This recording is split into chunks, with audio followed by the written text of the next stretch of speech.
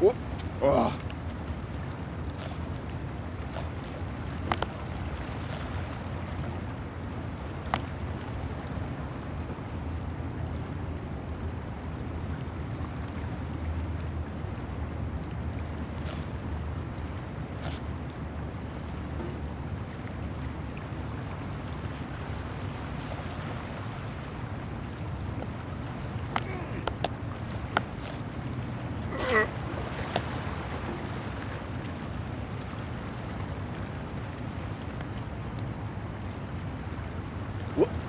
There's no feeling more intense than starting over.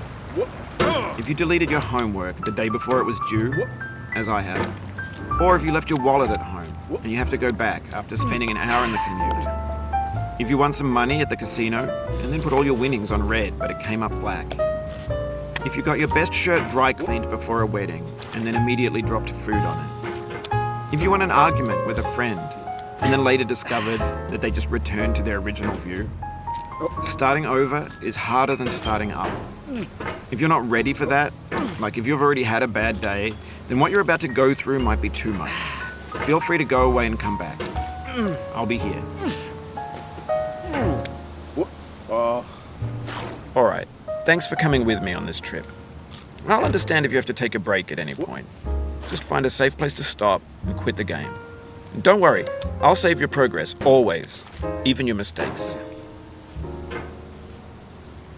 This game is a homage to a free game that came out in 2002, titled Sexy Hiking. The author of that game was Jazzuo, a mysterious Czech designer who was known at the time as the father of B games. And B games are rough assemblages of found objects. Designers slap them together very quickly and freely, and they're often too rough and unfriendly to gain much of a following. They're built more for the joy of building them than as polished products. In a certain way, Sexy Hiking is the perfect embodiment of a B game.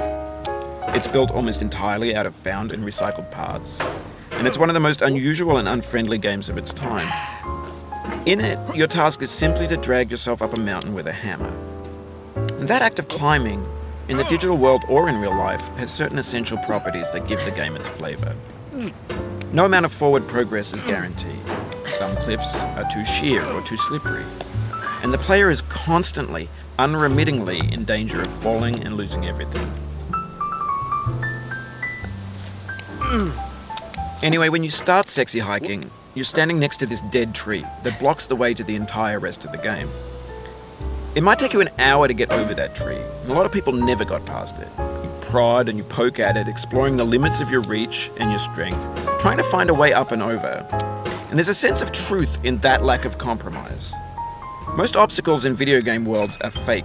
You can be completely confident in your ability to get through them once you have the correct method or the correct equipment or just by spending enough time. In that sense, every pixelated obstacle in Sexy Hiking is real.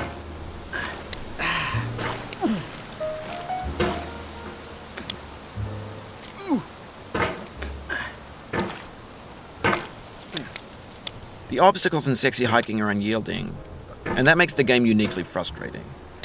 But I'm not sure Jazzuo intended to make a frustrating game.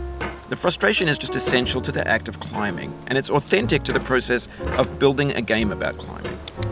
A funny thing happened to me as I was building this mountain. I'd have an idea for a new obstacle, and I'd build it, test it, and it would usually turn out to be unreasonably hard. But I couldn't bring myself to make it easier. It already felt like my inability to get past the new obstacle was my fault as a player rather than as a builder.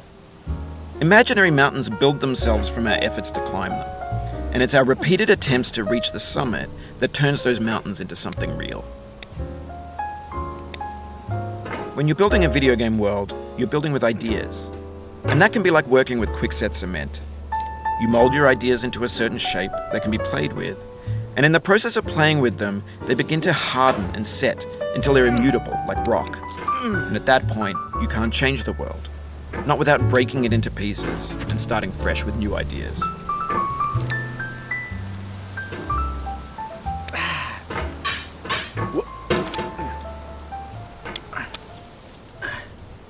Oh, you just lost a lot of progress. That's a deep frustration, a real punch in the gut.